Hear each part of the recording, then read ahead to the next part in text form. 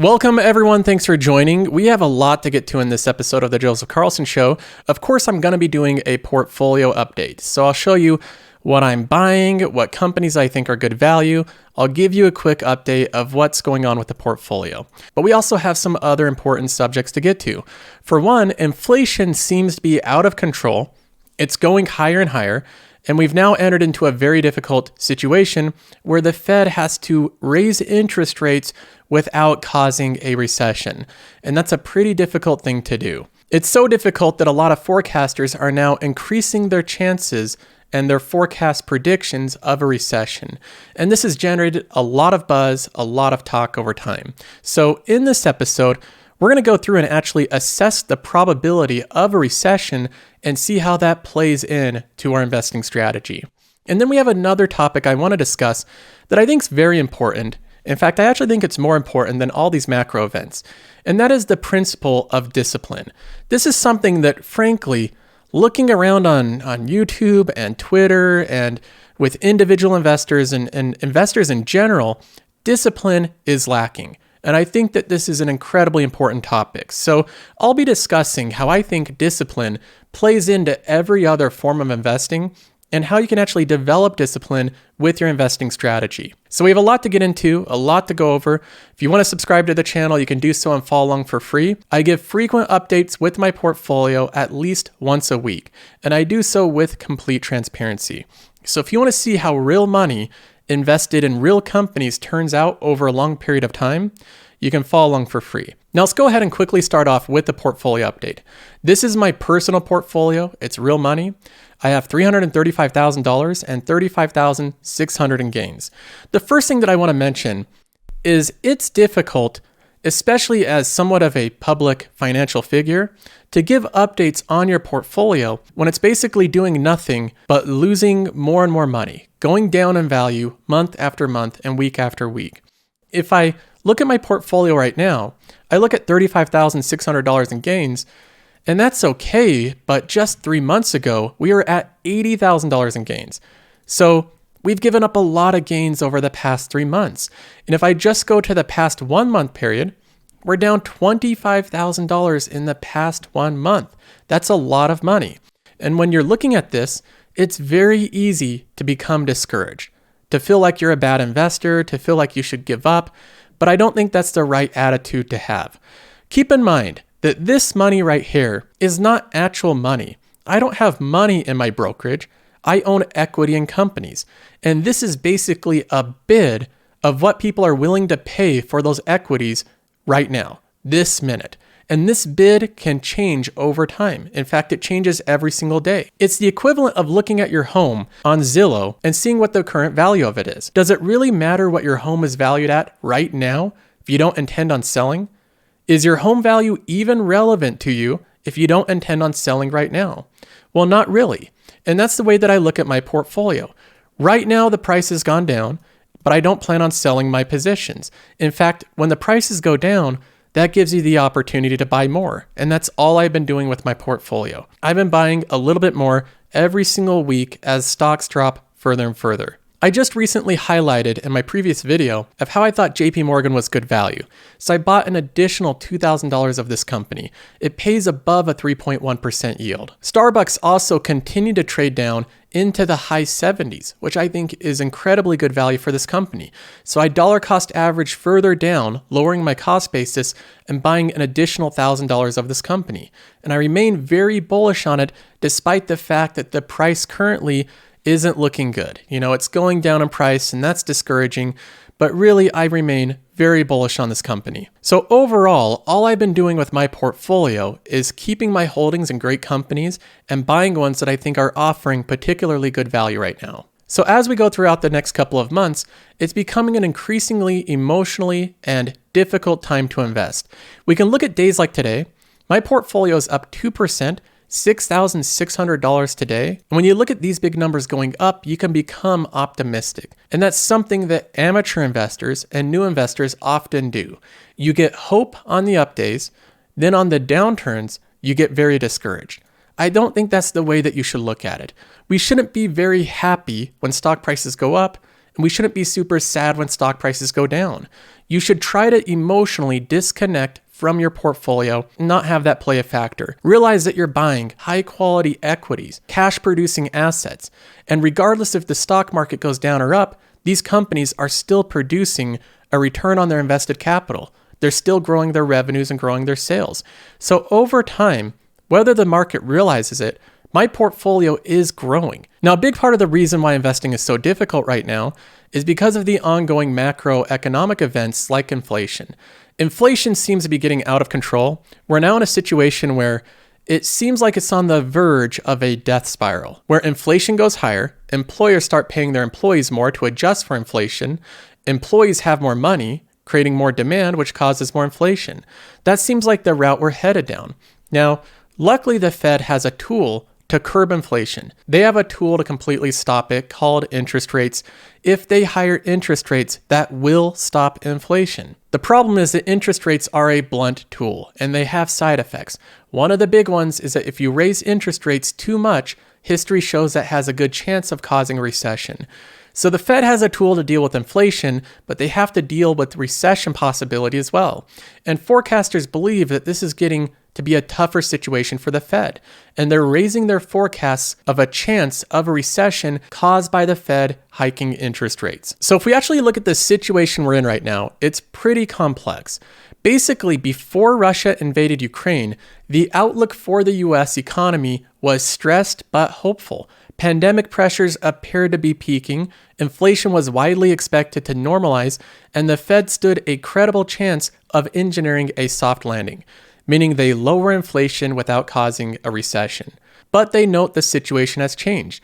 An enormous humanitarian atrocity in Europe has triggered an unpredictable global financial and economic conflict that will see consequences ricochet. Though new risks have emerged and uncertainty is higher, at present, the main impact on the crisis on the US economy is the exacerbation of existing pressures and risks. The path of inflation and the policies to contain it remain the main threat to the cycle. So they're basically saying the biggest threat to causing a recession right now is a misuse of Fed policy, them going too aggressive with raising interest rates. And they say while the risk has gone up, it need not be a recessionary outcome. So they're saying that even though there is an increased risk of recession, it's still not entirely necessary. Now, I'm still in the camp that even though I think there's a decent chance of a recession in the US, I still believe there's a good chance we will get through this without causing a huge recession. First of all, a lot of the things that were causing inflation seem to have peaked and are now actually leveling off. The demand for retail sales is actually going down. This is a good thing. This will put less pressure on inflation. Retail inventories are recovering, meaning stores now have more stuff to sell, which again lowers inflation. The labor market demand is actually stabilizing. It's not skyrocketing anymore.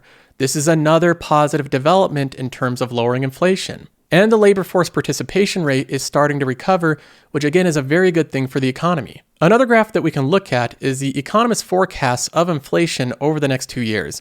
They break it down into these different colors that mean different things that are causing inflation. You can see the mustard one here is supply-constrained durable goods. And that one has really spiked inflation. And they see that one actually minimizing over the next year. It'll decline pretty steadily. Then we have other goods, which is also contributing to inflation.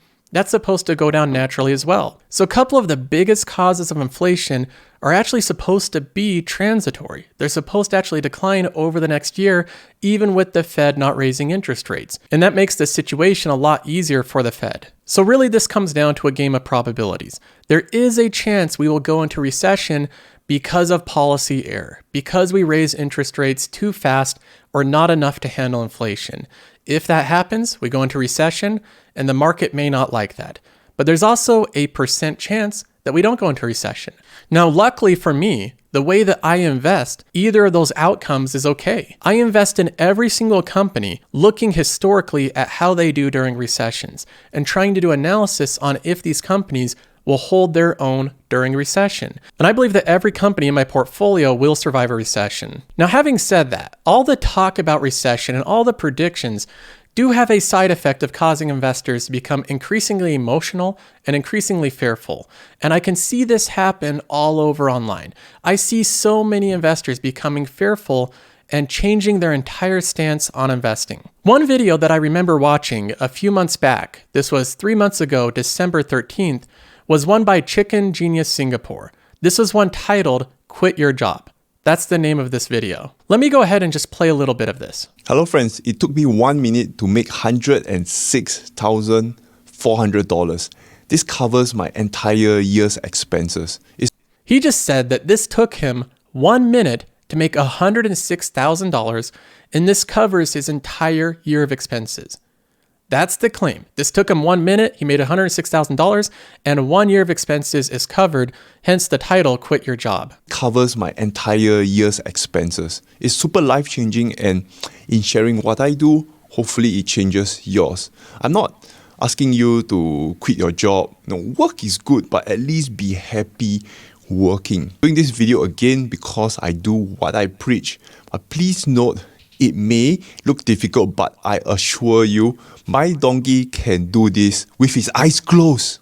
All I did was by January 2023, roughly a year from now, if Tesla stock drops below 1,000, I'll buy it. It means by January 2023, if Tesla stock is $900, I will need to buy it at 1,000. I simply wrote a guarantee, so I got paid for it. That's all he did. He wrote a guarantee for Tesla. Now, the guarantee was that Tesla would stay at a certain stock price by 2023, and by writing that guarantee of that stock price, he's compensated by $106,400 that he gets paid in upfront credit. That's how he's saying he made $106,000 in 1 minute. Now again, this is December 13th of last year, just 3 months ago, and he goes on to explain how risk-free this strategy is. It's quite stupid. If Tesla stock drops to $900, here's the maths, I'm still in profit. And if Tesla stock drops to $800, still in profit. $750, I'm still in profit. Let's say it drops to $600. I'll sell another year's guarantee and I'm break even. At this point, it becomes stupid to ask if this is risky. In fact, I think whatever I do, this is the safest strategy. How is it risky? Explain to me. He says it's stupid to ask how this is risky. In fact, if it is risky, explain to him how. This was the attitude just 3 months ago, that you could basically have hundreds of thousands of dollars of risk-free money. Now, of course, markets can change very quickly. From that video, just year to date, the S&P 500 is down 11.57%. The QQQ is hit even harder. It's down 19% year to date. And Tesla, which he guaranteed the price of, is already down 34% to $795. Now, since that video 3 months back of quitting your job and having risk-free money, I've noticed a change in tone in his videos. The most recent one is, I believe a recession is near. Has flames in the background, doesn't look so rosy anymore. And just recently, a couple days ago, he came out with a video called I'm Selling, frowny face. And in that video, he highlights what he's selling. He's selling out of Palantir at a $51,000 loss, and he's selling out of that same Tesla position, that same Tesla guarantee at a $49,698 loss. Now, when you sell out of this early, the premium that you were paid up front, that $106,000 he was paid, you also lose that. So he's out that $106,000 that was basically risk-free money on top of losing an additional $49,698. And this was just 3 months ago. It seems like things can change so quickly. One moment, everything is easy, money's easy to come by, money seems risk-free, and the next moment we're selling at a $50,000 loss. Now, I'm not trying to single out Chicken Genius, but I think it's a good example of how quickly things can change. One moment we have something that seems like a sure plan, risk-free, and the next moment it becomes very difficult when the market takes a turn. This is why sticking to a well-thought-out, methodically driven plan is very important in investing. And one of the key things that I think separates amateur investors and new investors from professionals and the best investors in the world is discipline. I think this is the key element that separates the two groups. Warren Buffett defines this level of discipline as having emotional separation from your investments, keeping a level head. You don't need a lot of brains in this business. I mean, I've always said if you got an IQ of 160, give away 30 points to somebody else because you don't need it in investments. What you do need is emotional stability. You have to you have to be able to think independently, and you have to be, when you come to a conclusion, you have to really not care what other people say, and just follow the facts and follow your reasoning. And that's tough for a lot of people. That part I think I was just lucky with. I was born that way. This is what Warren Buffett refers to as one of the biggest advantages he has as an investor, as being emotionally detached from your investments. And this is something in common with every great investor. Think about this for a minute. You can name off every single great investor, and no matter what strategy they pursue, if they're a great investor, they have a high amount of discipline. You can take Warren Buffett as an example. You can take Sir John Templeton, one of the best investors of the past 100 years. He's extremely disciplined. He says that's one of his best characteristics. You can look at Nick Sleep and Zachariah and their fund that they ran, where they invested in 3 companies, Berkshire, Costco, and Amazon, and they made market-beating returns. They attribute part of that to not getting distracted by the market and the constant news. They remained disciplined in their investing strategy. You can look at Michael Burry. He's always looking for pure value with his investments, and he doesn't make decisions emotionally. You can go across the board to any great investor. Whether or not you're doing fundamental analysis or growth investing, whether you're doing momentum investing or technical analysis, having discipline is key. And in my opinion, no matter how good you get at this stuff, no matter how good you are at momentum investing or fundamental analysis or value investing, or even if you're just ETF dollar cost averaging, you're not going to have good returns if you lack discipline, if your portfolio is driven by emotions. So I may not be the best investor in the world or even the best stock picker. I'm sure there's better stock pickers or investors out there than me, but one thing that I do plan on continuing to have with my investment strategy is a high amount of discipline. I am not going to let emotions and fears change my investment strategy. I'm going to continue to buy and dollar cost average into high quality compounding companies that I think will offer significant value for the future. And I look at these type of dips in the market as buying opportunities, not issues to be concerned about. I think if you have this type of attitude, you'll have much better returns. So that's my thoughts today. I hope you enjoyed the episode. And if you want to follow along, I'll have more out this week. So subscribe and you can follow along for free. Other than that, I'll see you in the next one.